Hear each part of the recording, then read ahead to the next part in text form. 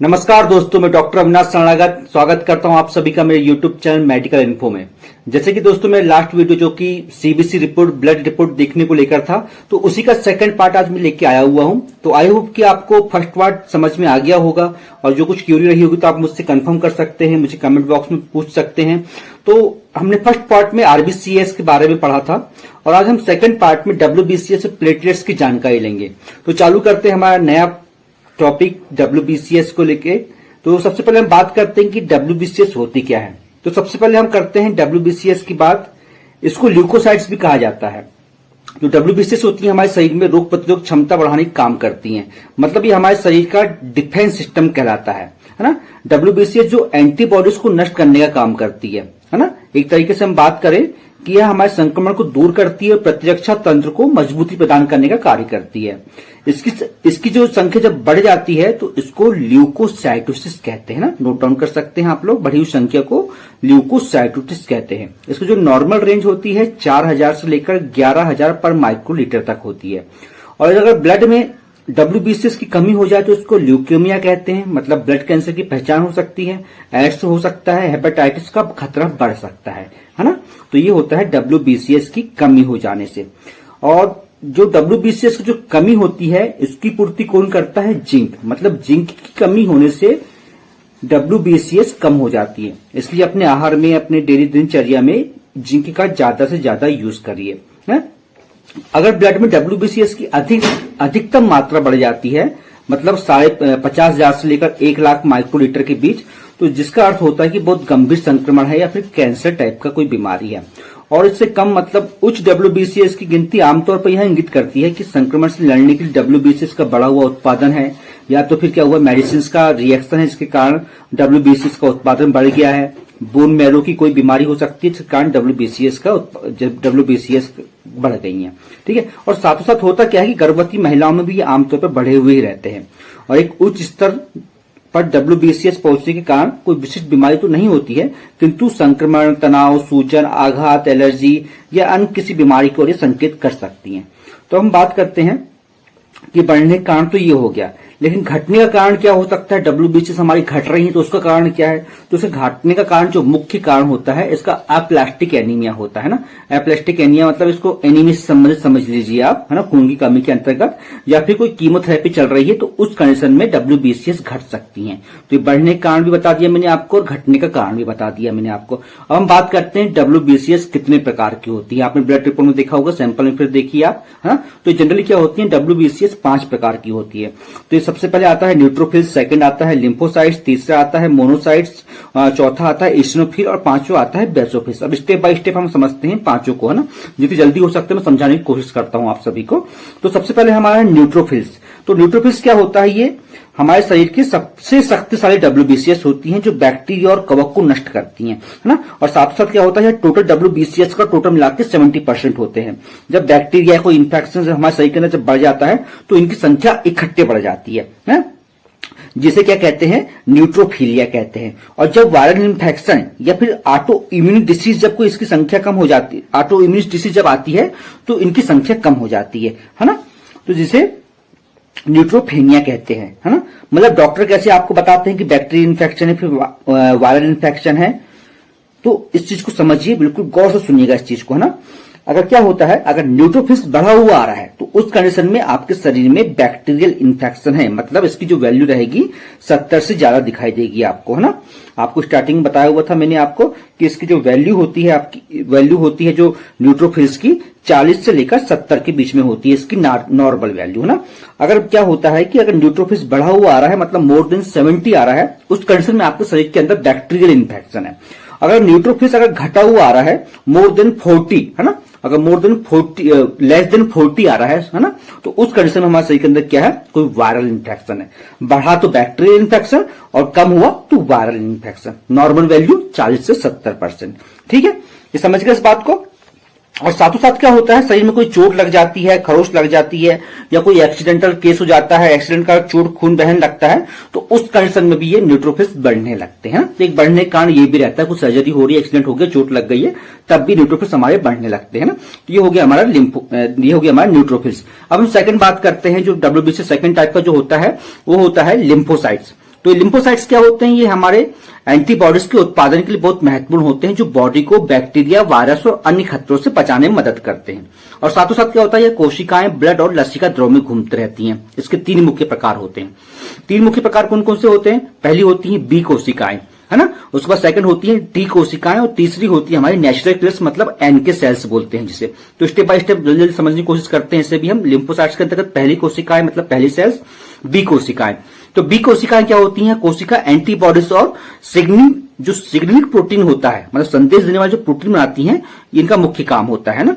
मतलब इनका जो मुख्य काम होता है सिग्नलिंग प्रोटीन बनाने का काम होता है, जो बैक्टीरिया, वायरस और विषाक्त पदार्थ पर जब हमला करते हैं, हमारे शरीर पर आक्रमण करते हैं, तो उनके खिलाफ आक्रमण करने का कार्य करती है ना। जब कोई भी हमारे कोई आ रहा है, दुश्मन आ रहा है, कुछ भी हमारे पे लड़ाई करने के लिए आ रहा है, हमला करने के लिए आ रहा है, तो उस पर आक्रमण करने में जो हमारे शरीर के अंदर जो एंटीबॉडी डेवलप बनती है बी टाइप की, ये उस पर आक्रमण करने में हमें मदद करती है। मतलब ये एंटीजन जैसे कि वायरस हो गया, बैक्टीरिया को पहचानने का काम करती है ना। इसका मुख्य कार्य समझ लीजिए कि एंटीजन, वायरस, बैक्टीरिया को पहचानने का काम करती हैं और आक्रमण के लिए तैयार करती है। अब सेकंड चीज होती है, इसी चीज को समझते हैं हम और थोड़ा सा डीपली, है ना। होता क्या है, जैसे कि कोई वायरस या कोई अदर एंटीजन हमारे शरीर के अंदर प्रवेश किया, तो ये वैसे ही पहचान करता है, जैसे ये घुसा तो पहचान कर लेता है, और साथ में क्या करता है, वैसे ये प्लाज्मा सेल्स बनाना चालू कर देता है ना। पहचान कर लिया, घुसा देखा, पहचान कर लिया, तो तुरंत प्लाज्मा सेल बनाना चालू कर देता है। और क्या करता है, यही प्लाज्मा सेल एंटीबॉडीज तैयार करती हैं, है ना, जो कि एंटीजन जैसे कि बैक्टीरिया, वायरस, फंगस जो होता है, फंगी होता है, को शरीर से रक्षा करते हैं, है ना। ये सब दुनिया भर के जो एंटीजन आते हैं, बाहरी जो भी दुश्मन आते हैं, उनसे हमारे शरीर की रक्षा करते हैं। तो ये होता है हमारा बी सेल्स का काम। अब सेकंड चीज होती है हमारी टी सेल्स, बहुत इंपॉर्टेंट सेल होती है हमारी। यह सेल्स क्या होती है, उन सेल्स की तलाश करती है जो या तो संक्रमित हो गए हैं या फिर अन्य कारण से, या फिर जैसे कैंसर के कारण से कैंसर ग्रस्त हो गए हैं। तो इन्हें तलाश कर क्या करती हैं, नष्ट कर देती हैं, और इनका संचार बी सेल के साथ होता है ना। और साथ में क्या होता है, जो टी सेल्स का जो संचारण होता है वो बी सेल्स के साथ में होता है ना। और क्या होता है, जब टी सेल्स जब अपना निर्माण होता है, तो निर्माण के बाद थाइमस ग्रंथि में चली जाती है ना। इसलिए उसे क्या कहा जाता है, टी सेल। थाइमस से बना हुआ है इसका टी सेल। उसकी जो दिखने की जो आकृति होती है, ये टी के आकार की दिखती है, इसलिए इसे टी सेल्स कहा जाता है ना। इस बात का कॉन्सेप्ट क्लियर रख लीजिए। अब सेकंड चीज, नेक्स्ट चीज आती है हमारी नेचुरल किलर, मतलब एनके सेल्स। अब इसे नेचुरल किलर्स क्यों कहा जाता है, क्योंकि जो होती हैं, जो सेल्स होती है ना, यह प्राकृतिक तौर पे हमारे शरीर पे बनी हुई रहती हैं। मतलब अगर हमारे शरीर में किसी भी टाइप का कोई एंटीबॉडीज नहीं है, फिर भी ये जन्म जन्मांतर से हमारे शरीर के अंदर बनी हुई रहती हैं। मतलब प्राकृतिक तरीके से हमारे शरीर के अंदर बनी हुई रहती हैं, इसलिए इसे कहा क्या जाता है, नेचुरल किलर्स कहा जाता है ना। यहाँ कॉन्सेप्ट क्लियर है, इसको थोड़ा सा और डीपली थोड़ा समझने की कोशिश करते हैं। यह क्या होता है, यह कोशिकाओं में ऐसे यौगिक बनाते हैं जो कैंसर के ट्यूमर सेल्स हो गए और वायरस के संक्रमित सेल्स हो गए, उनको मार देती है, खा जाती है ना। तो ये काम होता है किसका, नेचुरल किलर्स का। जो लिम्फोसाइट्स की जो नॉर्मल रेंज होती है 20 से 40 होती है, मतलब 1500 से 3000 के बीच में होती है ना। ये हो जाती है लिम्फोसाइट्स की नॉर्मल वैल्यू। ठीक है, अब नेक्स्ट आता है हमारा कि लिम्फोसाइट्स बढ़ने के कारण क्या हो सकते हैं, है ना। तो लिम्फोसाइट्स बढ़ने के कारण हम जल्दी जल्दी बताने की कोशिश करता हूं मैं आपको। लिम्फोसाइट्स बढ़ने के मेन कारण होता है डिप्थीरिया होना, हेपेटाइटिस होना, या फिर किसी टाइप का इन्फेक्शन हो जाना, जैसे कि टीबी हो जाना, एड्स हो जाना, या फिर संक्रमण के कारण लिम्फोसाइट्स बढ़ने लगते हैं ना। अगर लिम्फोसाइट्स जिस कंडीशन में बढ़ने लगते हैं तो उस कंडीशन को क्या कहते हैं, लिम्फोसाइटोसिस, है ना, लिम्फोसाइटोसिस बोलते हैं।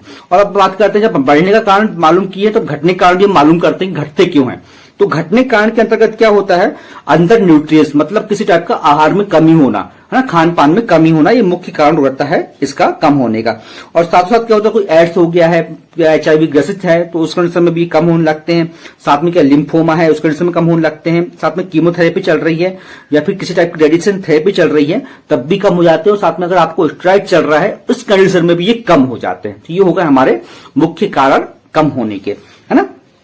जैसे भी स्टार्टिंग में बात किया हुआ था कि लिम्फोसाइट्स लसिका द्रव में घूमते रहते हैं, तो भैया लसिका द्रव होता क्या है ना। बहुत से लोगों के मन में एक ख्याल भी आया होगा लसिका द्रव होता क्या है। तो एक नजर हम इस टाइप भी डालते हैं कि लसिका आखिर होता क्या है और ये कितने प्रकार के होते हैं। तो जैसे मैं इनका नाम बताता हूं मैं आपको कि लसिका द्रव क्या होते हैं। लसिका हमारे 6 प्रकार के होते हैं। मैं आपको लसिका का नाम बताऊंगा तो आपका कॉन्सेप्ट क्लियर हो जाएगा कि एक्चुअली में लसिका होते क्या है ना। तो हम इनके नाम जानते हैं क्या क्या होता है। सबसे पहले हमारा लसिका जो होता है, हमारा लसिका तंत्र के अंतर्गत पहला हमारा होता है बोन मेरो। दूसरा होता है हमारा थाइमस, तीसरा होता है हमारा लिम्फ नोड, चौथा होता है हमारा स्प्लीन मतलब तिल्ली, हमारा पांचवा होता है टॉन्सिल्स और छठवां होता है हमारा म्यूकस मेम्ब्रेन। तो आई थिंक आप लोगों का कॉन्सेप्ट क्लियर हो गया होगा। ये लसिका तंत्र को, लसिका को नाम को लेकर है, लसिका तंत्र को लेकर। अब हमारा तीसरा टाइप होता है WBCS के अंतर्गत ईसिनोफिल्स का। अब समझते हैं ईसिनोफिल्स होता क्या है। ये हमारे शरीर को एलर्जी और पैरासाइट से बचाते हैं। हाँ? समझिएगा, एलर्जी और पैरासाइट से बचाते हैं।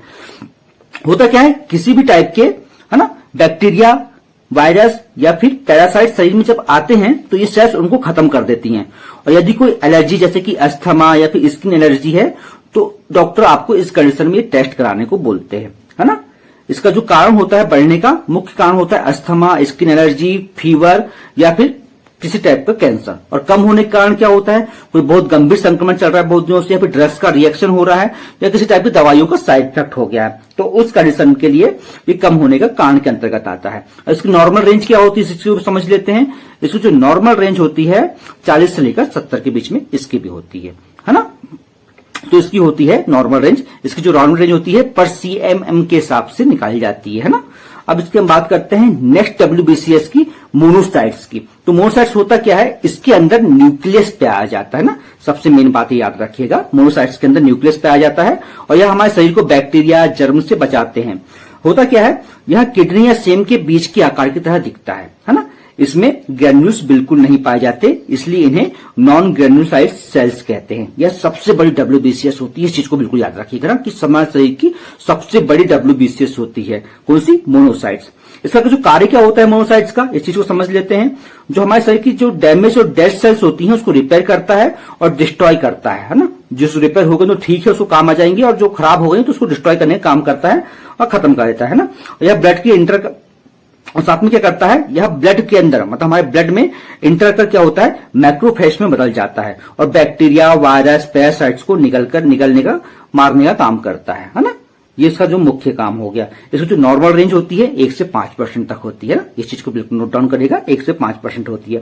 इसका समझते हैं इस चीज को कि बढ़ने का कारण क्या हो सकता है भैया इसका। तो इसका बढ़ने के कारण भी हम शॉर्ट में जल्दी समझ लेते हैं। पहला कारण होता है इसका बढ़ने का टीबी होना, मलेरिया होना, थ्रोम्बोसाइटोपेनिया होना, या किसी टाइप का मायोकार्डिक इन्फेक्शन होना, या कार्सिनोमा होना, न्यूट्रोफिलिया होना, मतलब बोन मैरो का किसी टाइप से प्रॉब्लम होना, है ना।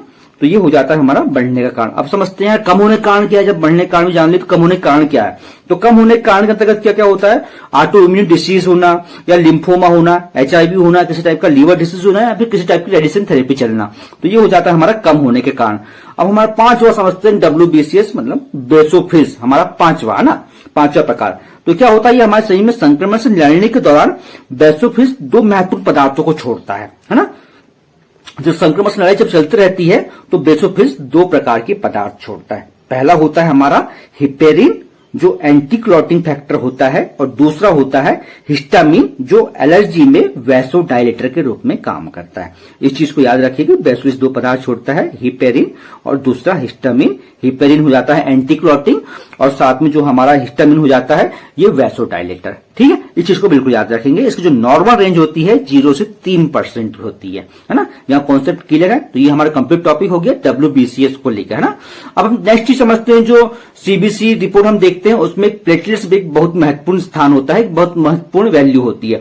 तो हम समझते हैं प्लेटलेट्स की वैल्यू के बारे में भी जानकारी ले लेते हैं। जितने कम समय में हो सके उतने कम समय में समझाने की आपको कोशिश करता हूं।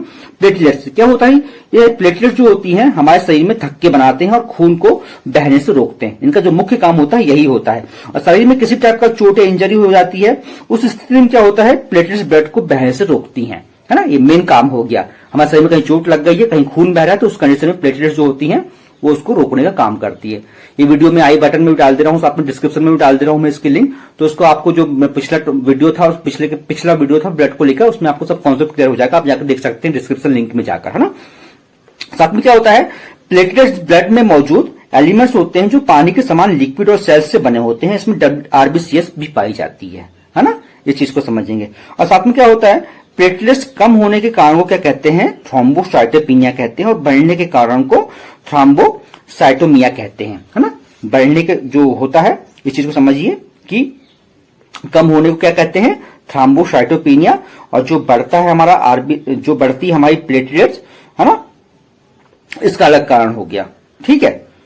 तो अब क्या करते हैं, कमी होने का लक्षण क्या है ना, मतलब कमी होने पे हमें क्या क्या लक्षण दिखाई देते हैं प्लेटलेट्स के, है ना।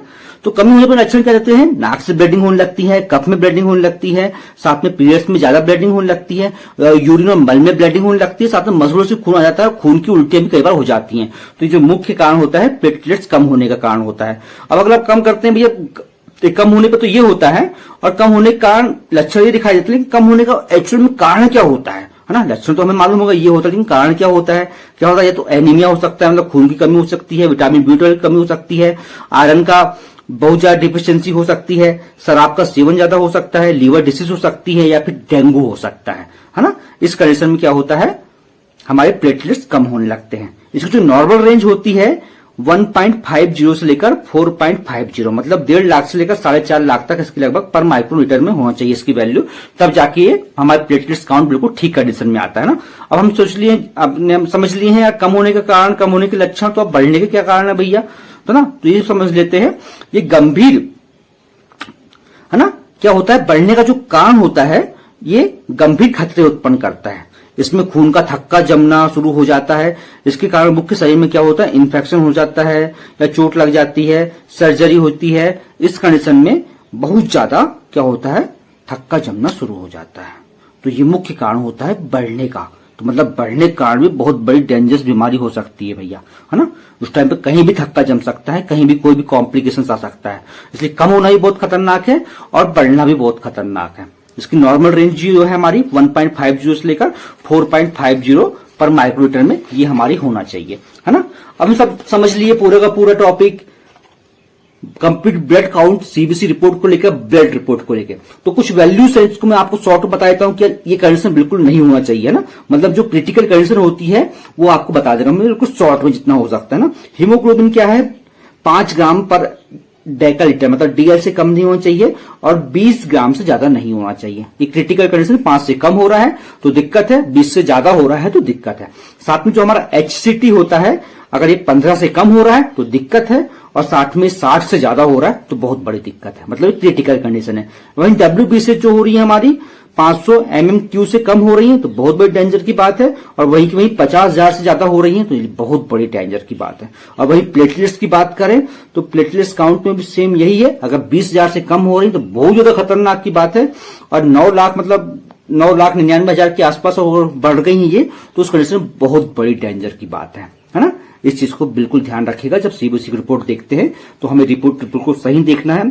कि आई होप आप सीख तो गए होंगे लगभग इसके आधार पे कि हम किस आधार पर दे सकते हैं, किस आधार पे हमको संक्रमण का पता लगाया जा सकता है, बीमारी का पता लगाया जा सकता है। लेकिन एक बात सबसे महत्वपूर्ण है कि वो सीबीसी रिपोर्ट आप देख रहे हैं किसी की या खुद की देख रहे हैं, तो आपको बिल्कुल जहन और दिमाग में बिल्कुल ये बातें बस जाना चाहिए कि इतनी वैल्यू बढ़ने पर ये होता है, ये कम होने पे ये होता है, इस बीमारी के कारण ये होता है। तो ये बिल्कुल आपको कंफर्म होना चाहिए, तब जाके आप इस सीबीसी रिपोर्ट को देखें और उस आधार पर डायग्नोस करके आगे का ट्रीटमेंट लें, है ना। लेकिन अगर ट्रीटमेंट आप लेते भी हैं तो आपके डॉक्टर से जरूर कंसल्ट करें आप कि इस कंडीशन में हमें क्या दवाई लेना है। अगर आपको नॉलेज नहीं तो डॉक्टर से जरूर कंफर्म करें, थोड़ा बहुत नॉलेज है तो आप ले सकते हैं, लेकिन डॉक्टर से एक बार जरूर आप कंसल्ट करें ताकि आपको बेहतर से बेहतर आपको इलाज मिल सके। तो बस दोस्तों आप सबसे यही रिक्वेस्ट है कि जब भी आप कुछ ट्रीटमेंट लेते हैं, रिपोर्ट देखते हैं, तो बिल्कुल टोटल पहले पूरा नॉलेज रखिए, उसके बाद ही आप कोई एक्शन लीजिए।